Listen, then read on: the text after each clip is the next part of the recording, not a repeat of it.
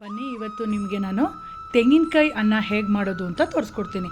ಸಾಮಾನ್ಯವಾಗಿ ದೇವಸ್ಥಾನಗಳಲ್ಲಿ ದೇವ್ರಿಗೆ ನೈವೇದ್ಯ ಮಾಡಿಬಿಟ್ಟು ಪ್ರಸಾದವಾಗಿ ವಿನಿಯೋಗ ಮಾಡ್ತಾರೆ ಈ ಕೋಕೋನಟ್ ರೈಸ್ನ. ಭಾಳ ರುಚಿಯಾಗಿರುತ್ತೆ. ಅದು ಕೇಳಬೇಕಾ, ದೇವ್ರಿಗೆ ನೈವೇದ್ಯ ಮಾಡಿ ಪ್ರಸಾದವಾಗಿ ತಿಂದ್ರಂತೂ ಎಕ್ಸಲೆಂಟಾಗಿರುತ್ತೆ.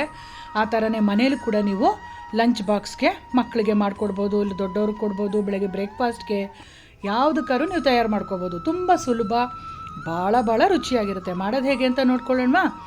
ಒಂದು ಕಡಾಯಿ ಇಟ್ಬಿಟ್ಟು, ಇದು ಎಣ್ಣೆ ಹಾಕಬಾರ್ದು, ತುಪ್ಪದಲ್ಲಿ ಮಾಡಬೇಕು. ಒಂದು 2-3 ಟೀ ಸ್ಪೂನ್ ತುಪ್ಪ ಹಾಕಿ ಕೈ ತುಂಬ ಗೋಡಂಬಿ ಹಾಕಬೇಕು. ಗೋಡಂಬಿ ಹಾಕಿದ್ರೆ ಭಾಳ ರುಚಿಯಾಗಿರುತ್ತೆ. ನೀವು ಬೇಡ ಅಂದರೆ ಕಡಲೆಕಾಯಿ ಬೀಜ ಕೂಡ ಸೇರಿಸ್ಕೋಬೋದು. ಖಾರಕ್ಕೆ 3-4 ಹಸಿಮೆಣಸಿನ್ಕಾಯಿನ ಸ್ಲಿಟ್ ಮಾಡಿ ಹಾಕಿ, ಸ್ವಲ್ಪ ಇಂಗು, ಕಡಲೆಬೇಳೆ, ಉದ್ದಿನಬೇಳೆ, ಸಾಸಿವೆ ಒಗ್ಗರಣೆ ಕೊಟ್ಟು, ಕರ್ಬೇವಿನ ಸೊಪ್ಪು ಸ್ವಲ್ಪ ಧಾರಾಳವಾಗಿ ಹಾಕಿ ಉದುರಾಗಿ ಅನ್ನ ಮಾಡಿಟ್ಕೊಂಡಿರಬೇಕು.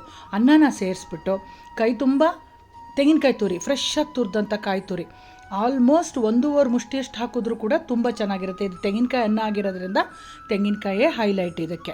ಆಮೇಲೆ ಉಪ್ಪು ರುಚಿಗೆ ಸೇರಿಸ್ಬಿಟ್ಟು ಚೆನ್ನಾಗಿ ಮಿಕ್ಸ್ ಮಾಡಿದ್ರೆ ಸೂಪರಾದ ತೆಂಗಿನಕಾಯಿ ಅನ್ನ ರೆಡಿ ಆಗುತ್ತೆ. ಲಾಸ್ಟಲ್ಲಿ ಸ್ವಲ್ಪ ಫೈನ್ ಚಾಪ್ ಮಾಡಿ ಕೊತ್ತಂಬರಿ ಸೊಪ್ಪು ಸೇರಿಸ್ಬಿಡಿ, ತಿನ್ನಲಿಕ್ಕೆ ಅಷ್ಟು ರುಚಿ ಕೊಡುತ್ತೆ.